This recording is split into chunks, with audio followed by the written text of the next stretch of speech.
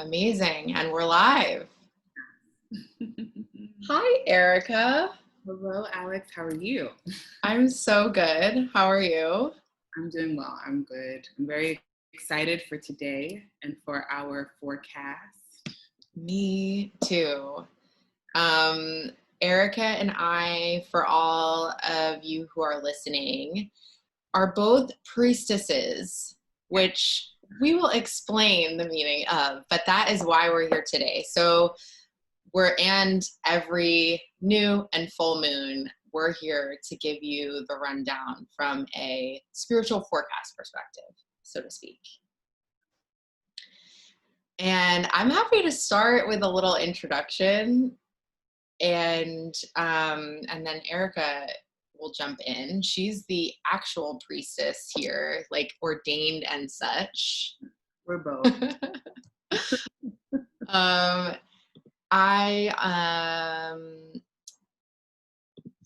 So my story to start, I was ordained in a way by a fellow psychic on my first, I would say, really big foray into spiritual wellness.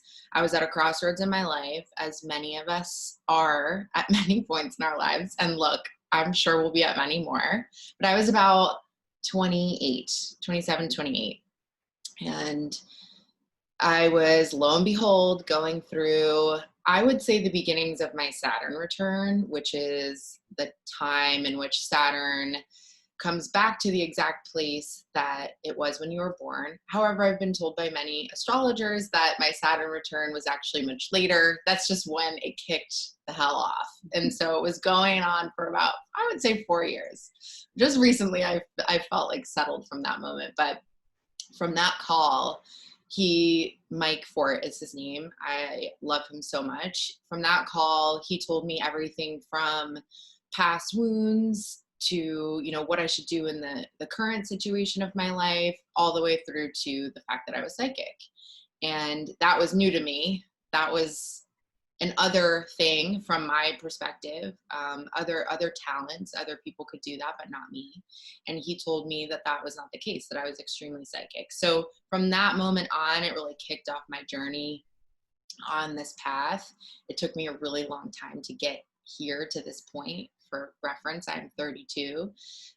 So it's taken me literally 4 years to come into this purpose. But the High Priestess of Brooklyn was born from this spiritual journey, and really that was the impetus for it. So that's how I got here. I love that story. And I love how typically most people who have gifts, it always reveals itself after a really tumultuous time. Absolutely. Yeah. So for me, I'm Erica, just to reintroduce myself again, of Boss Bruja. And similar situation in the sense of, experiencing tragedy. So I'm actually a sexual abuse trauma survivor. I was assaulted when I was about 6 years old. And my way of dealing with the trauma was to forget. But although consciously I forgot what happened, my body was in crisis, my soul was in crisis. And I literally carried that on throughout my childhood, through my teenage years. And it wasn't until I was in college and I had the opportunity to join an amazing group of people who were seeking transformation and healing that I really come face to face with the truth of my abuse. So from there, I was actually mandated to go to therapy I was in therapy for actually a really long time. And although I felt that I had healing for my mind, I knew that there were still like soul wounds that I was going through. But in the midst of all of that, I actually moved to the Caribbean. And while I was there, I was working for a medical group on the clinical conventional healthcare side, and realized that, so many people would come to us asking for holistic health and wellness treatments, and we didn't have them to offer. So I became curious about those treatments, and I became super obsessed with everything meditation and aromatherapy and tarot and all of these things. So I sort of went through, as I was researching what to do for the clinic, I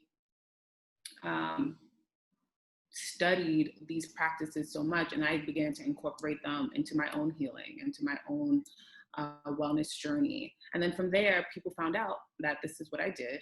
And the word spread across, different lands. And it was really cool because people started to come to me for my work. And then also my family, I come from a long line of holistic health and wellness practitioners from Honduras and from St. Vincent. So, I wish that one of, my elders would have said, like, this is just who you are. And of course you were going to land here, but, as always, you have to find your own footing.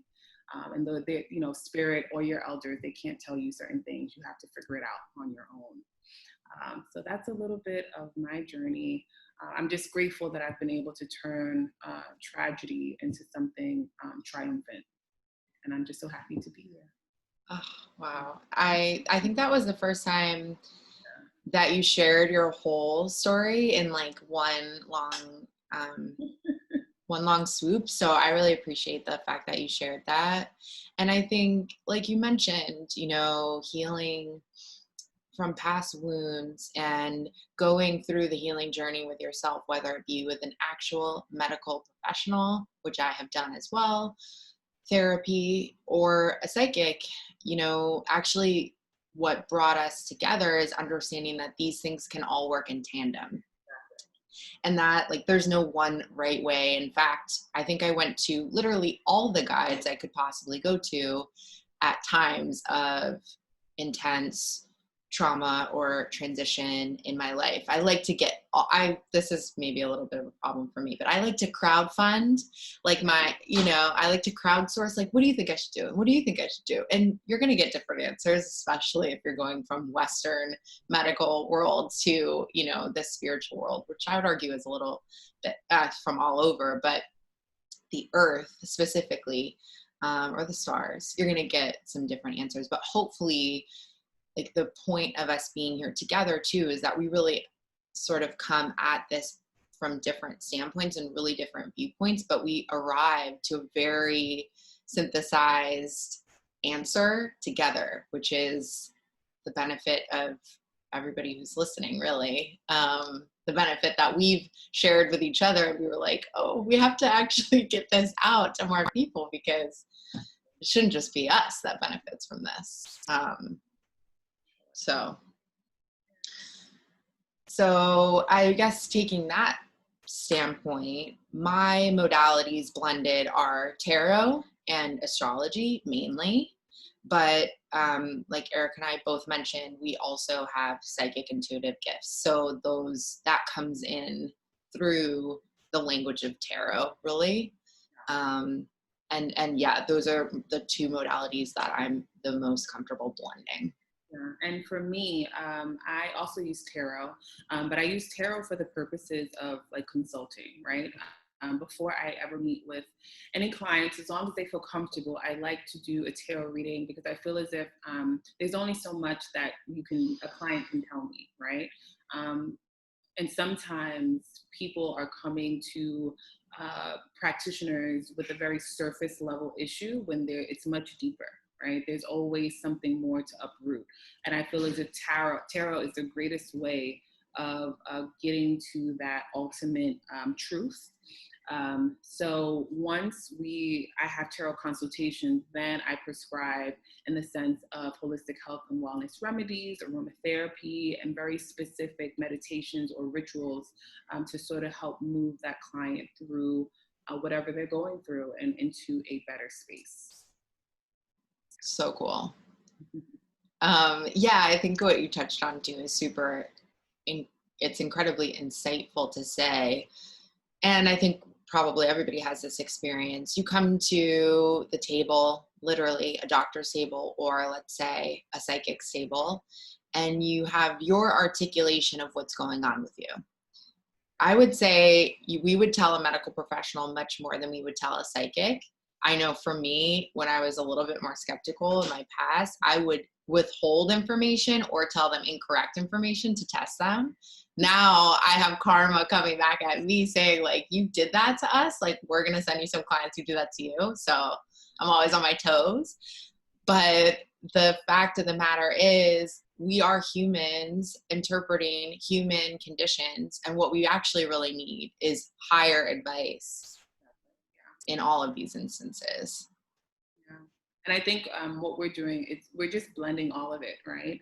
And thankfully, we even have a network of clinical practitioners and also practitioners, holistic health and wellness, who we refer and recommend, because we understand that it's bigger than just, you know, a specific organ in the body, or it's bigger than one chakra center. It's all interconnected.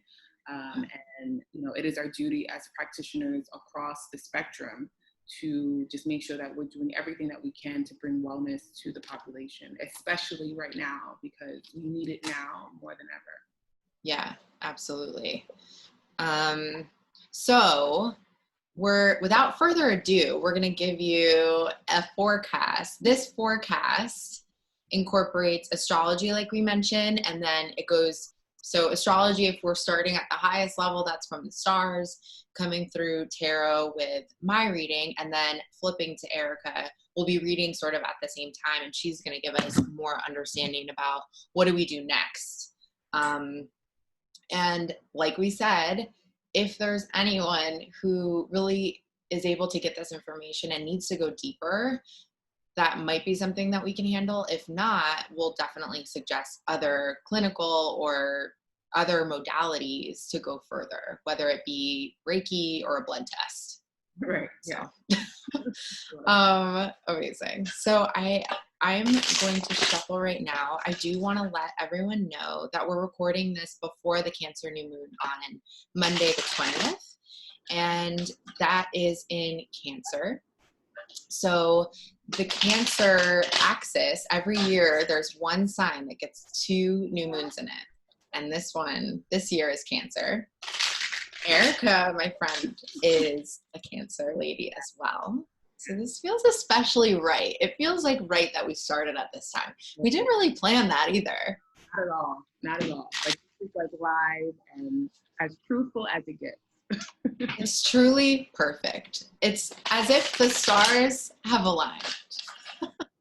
Because they have. They have. And also, I say ridiculous puns all the effing time. So I'm also editing myself from swearing. And Erica's doing the same, although she doesn't have as much of a potty mouth as I do.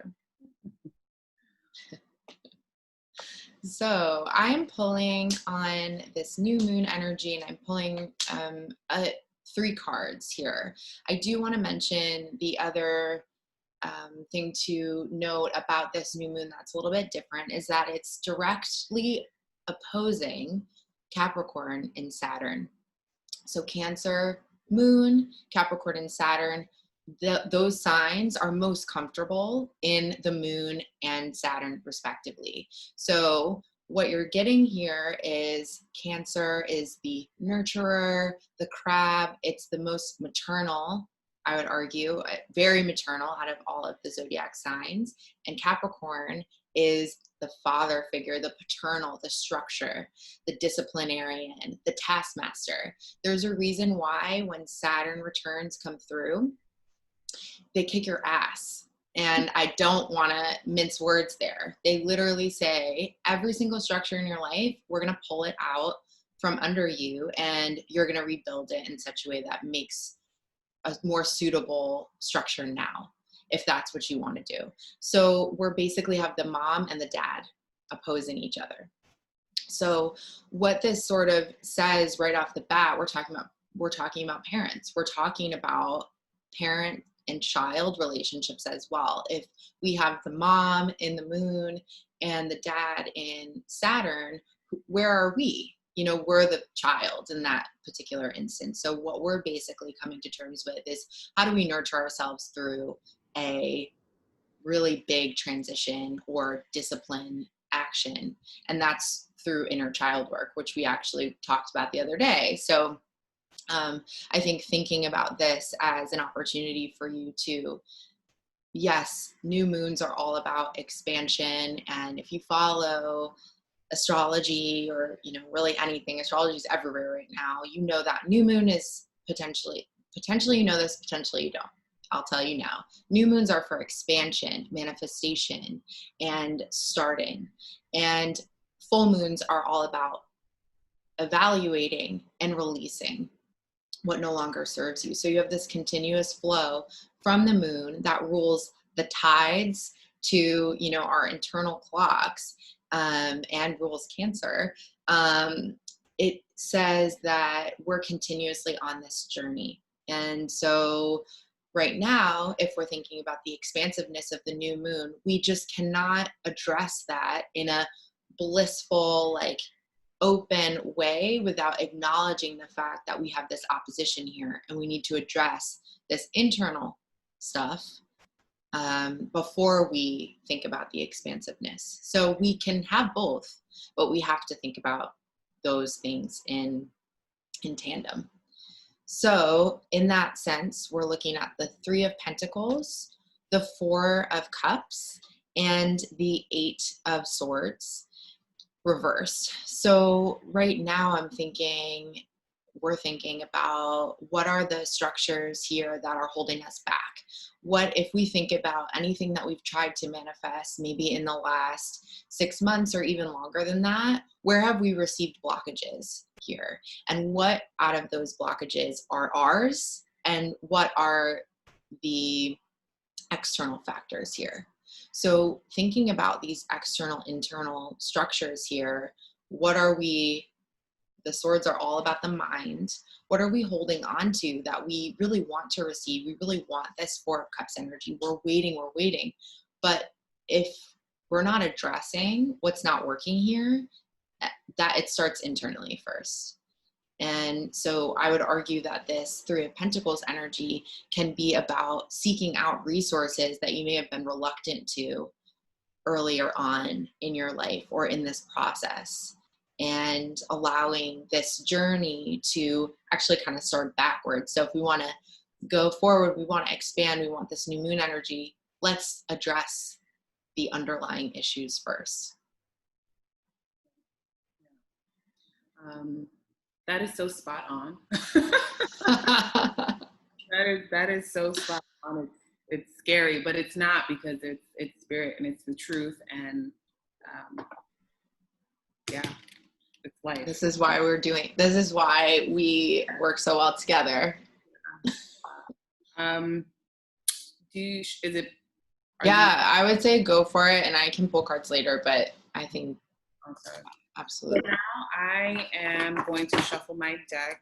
Just for those who want to know, I'm using the Fountain Tarot. They're such a pretty deck. They're so beautiful. So beautiful.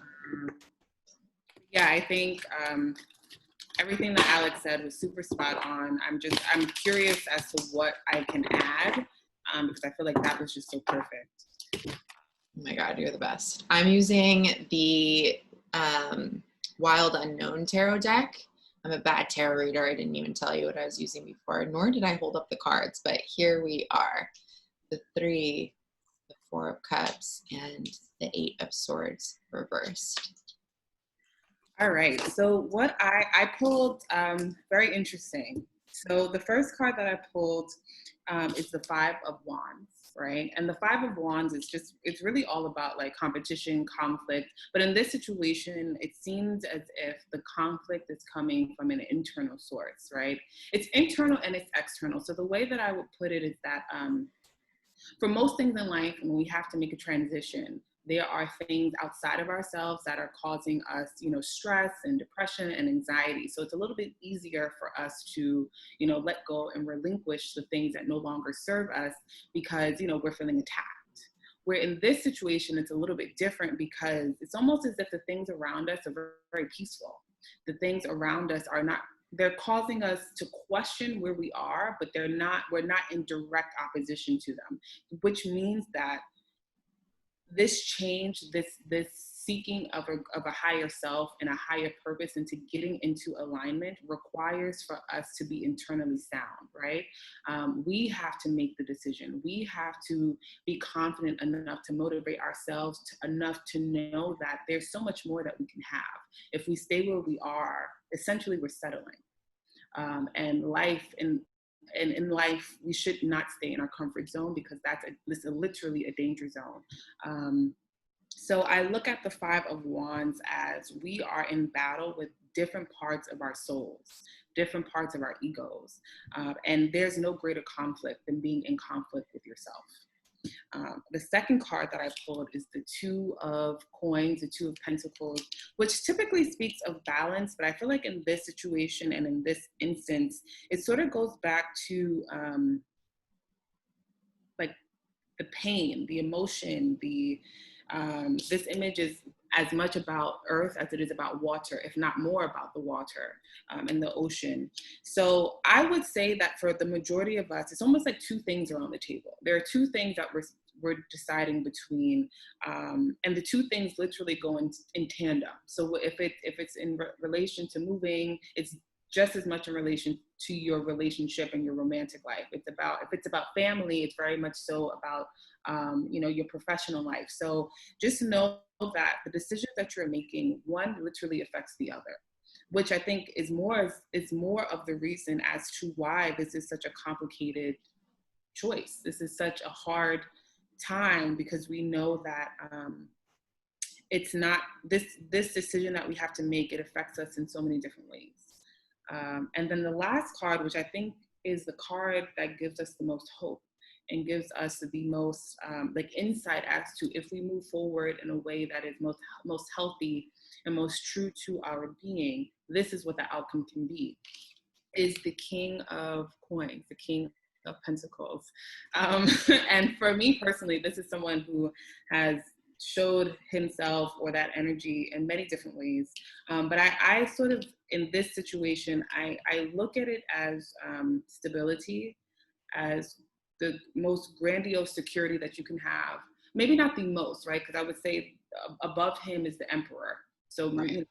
Above him is the Emperor, but I would just say from a standpoint of being grounded, from a standpoint of being connected, from being financially stable. Just the things of life that we know, we try to act as if they're not as important, but they are super important. Stability, life, having a home, having money, having access, having wealth. It's almost as if in making this tough decision, we secure the right for wealth. We secure our future of abundance. We secure our notions of prosperity. So I know it's hard. And I think I'm talking to myself as and all of us as we Yes. as we go through this process. But on the other side of it, it's literally the life that we dreamt of. But in order to get there, it requires us to let go of the life that we know.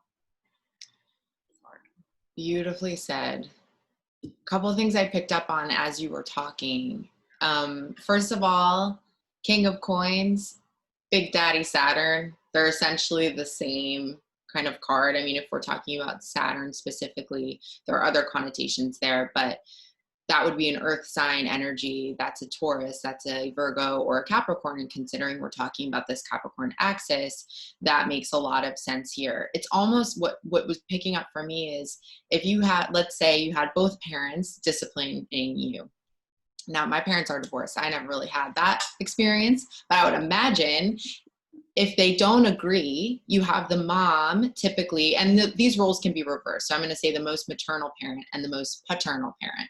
You have the mom saying, oh, it's okay, sweetie. Like, I know you got hurt. That is awful. Let me kiss your wounds. Let me hug you. Let me make it better. And the dad is like, or the more maternal figure is like, I'm taking your skateboard away. Like, you're not going on it anymore. That's it. It's a dangerous toy. Ultimately, you're going to get hurt again because you don't know how to use it. So you're grounded from using the skateboard. What wins out in the end? Skateboard's gone. So like, kid can't use the skateboard. So you made a hard decision ultimately for the betterment of your child because you care about their well-being. But as the kid, that sucks. Your fun's taken away, So there's this hard decision that we have to make in order for we're adults now. I mean, most people listening to this have the authority to parent themselves now. So you're going to have to make hard decisions as that authority figure. Yeah, and one thing that came up during your reading, it was the Three of Pentacles, and you were speaking of sort of seeking out other people, seeking out other areas of wisdom to help in whatever time of transformation we're going through. And I 100% agree with that. I also think of it as because this is such a transitional and transformative time, and this decision and going through with it will literally alter your path in life forever. It literally requires you to have your trusted team, your trusted community of people, to really listen, to sit with it, right? Like, this is not a decision that you can make by yourself. That's essentially, I think that's what it's saying. You really have to bring in other experts, people who care about you, people who are unbiased to the situation, and make the decision in the most loving and honorable way possible. That's one thing that's been coming to me during this season. How do you make tough choices honorably? You know, and again, because we're adults, when we were younger, you know, it didn't matter if, you know, we quit our job and walked away and didn't send an email. You know, we're not thinking of the greater ramifications of that. We're not thinking of, oh, I just lost a really great person in my network who I can never go back to because I burnt that bridge, you know? So this is something that is, again, it's difficult, but because it's difficult, that's where the grace comes in, and that's where your community of people come in. That's where your trusted advisory board comes in, because they're here to help you, right? They are here to guide you. Ultimately, you make the decision, right? But this is just not a decision that should be made in haste, because it will alter your path in such a tremendous way, but it will alter your path in a way that is beautiful, and in the way that ultimately brings you peace, from on a soulful level, not just from a human conditioning level. Yeah, I love that. I think this new moon is an interesting one, and I totally understand why most astrologers have said, now doing this reading, really have said this is a bigger one. This is more of a pivotal one than typical new moons, because usually with new moons we can be more dreamlike. We can really say, what are the hopes and dreams we want to manifest in our future? And it's all lovey-dovey, like rainbows and sunshine. And at the same time, we can absolutely dream, but to have a realistic dream means you maybe have that come true a lot easier than you would if you were to think about like 5, 10, 15 years down the line. You might manifest all those things on your list, but what do you realistically need right now? And sort of letting that like disciplinarian, or letting that more structured area win out, or more structured advice win out in this particular instance, because that's ultimately what's going to serve you in a more realistic fashion. This is actually what you need. You don't need the skateboard, because while it was really, really fun, like your knee is more important. Right. In that very, very specific Saturn example. So specific of me. My Capricorn rising really jumps in with these Saturn examples. I'm like, I get this one.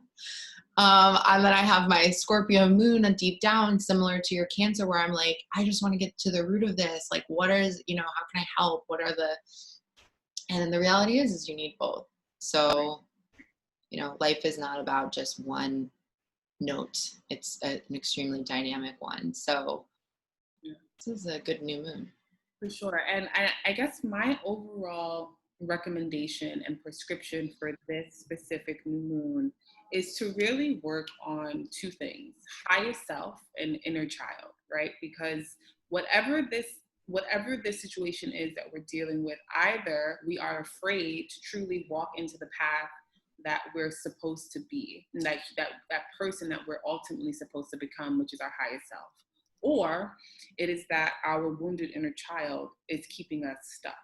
And it's almost as if like the child in all of us is screaming out like, what is going to happen to me if I take this risk? It's almost similar to the Fool card, right? Like, the child in us, we see the cliff, we see the hopes and possibilities, but it's that leap. We're afraid to take that leap. So there's fear there. So it's either fear of success or it's fear of failure. And it's almost figuring out which one it is. And there are many different ways to go about working on highest self and inner child concern. So that can be either through traditional talk therapy. I specifically do like meditations and rituals where I, put someone in their most peaceful and angelic state for them to actually commune with their highest self or their inner child or both, right?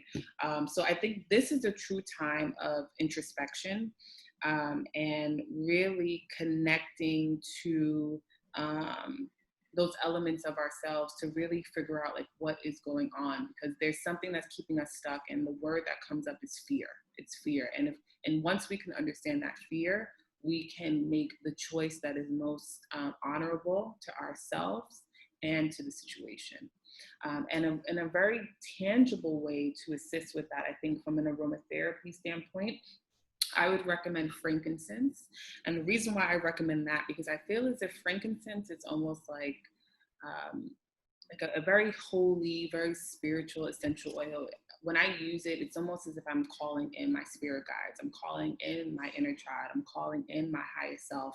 I'm calling in whatever higher power I believe in.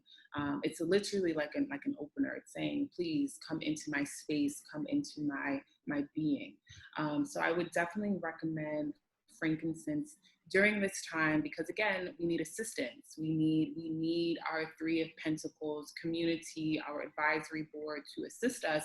And sometimes that comes in a human form, like I can talk to Alex, she can talk to me, and we can connect and we can get that wisdom from each other. And sometimes it's through prayer. It'll be through meditation. It's connecting to that spiritual family, that spiritual community that we also have, and also just knowing that in this time, it's bigger than ourselves. We have the self, we have our community of people. So in this situation, like Alex would be someone I would talk to, but then I also know that I have my ancestors, I have my spirit guides, I have my animal guides. It's a community of people that are guiding us into alignment and into this space of overall grander abundance, and ultimately the life that we said we wanted. It's fascinating how we are so afraid and we go into such shock when the things that we say that we want to manifest, we're on the cusp of it and we just paralyze ourselves. So this is a time where we are literally creating an opportunity. Well, rather, we are blocking the opportunities that we created. And through meditation, through talk therapy, and working on the wounded inner child and our highest self, but also, using actual elements like frankincense oil, we can come to this space honorably and peacefully.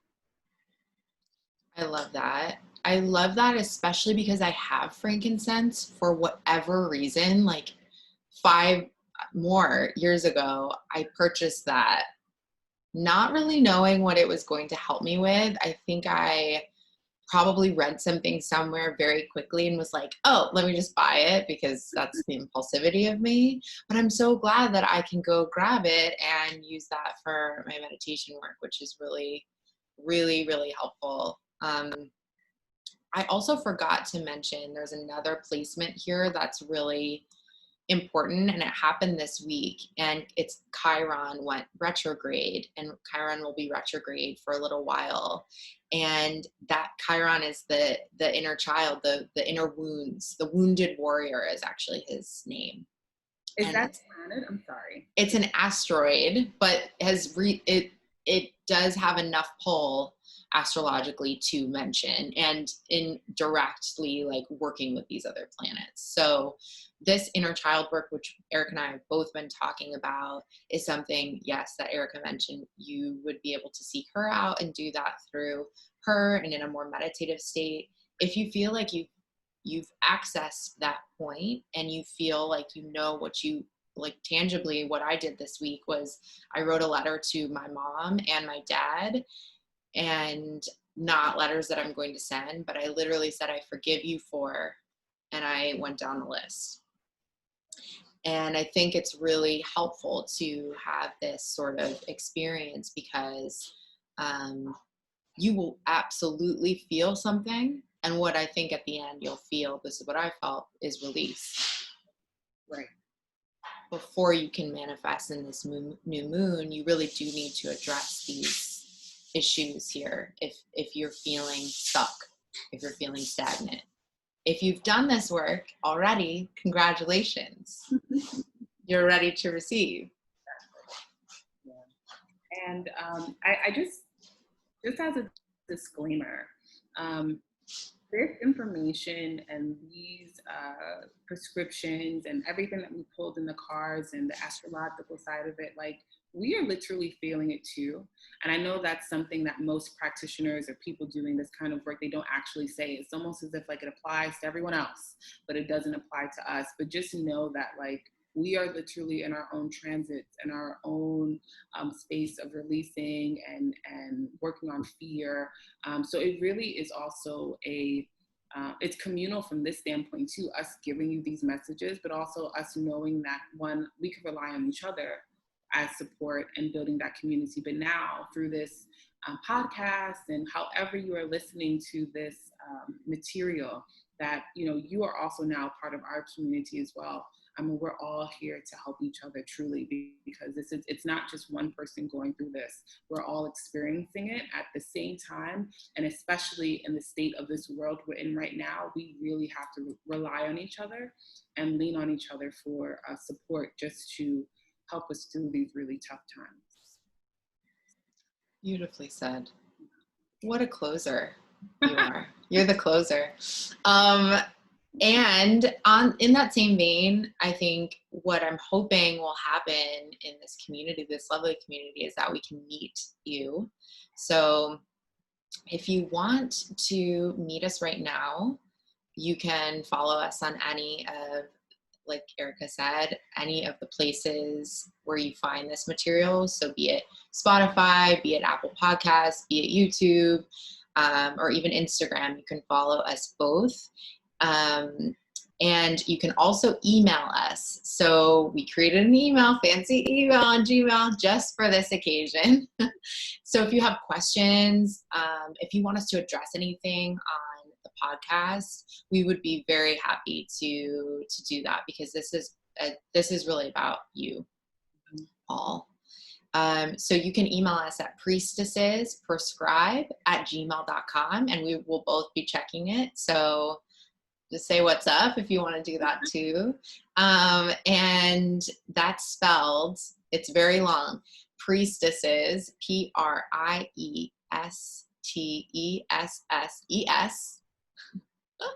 Prescribe, Prescribe, @gmail.com. Did I spell that right? You did. I couldn't even have done that. So. I felt like I was in a spelling bee just now, and I feel like I put myself on the spot. This is like a Saturn moment. Oh, geez. I wouldn't even attempt it. Look, you can Google both words and then put them together and then put it out on Gmail. That was good though. Excellent. Oh my God, amazing. We are so happy to be doing this. We will see you if you email us, if you like, subscribe, all of the things, but we'll also see you back here the next during the full moon, which is in about 2 weeks. Until then. Yes, until then. Thank you. Thank you. Talk to you soon. Oh, and happy birthday, Erica, next Wednesday. I'm so excited. Ugh. So excited for you. 9. What a year.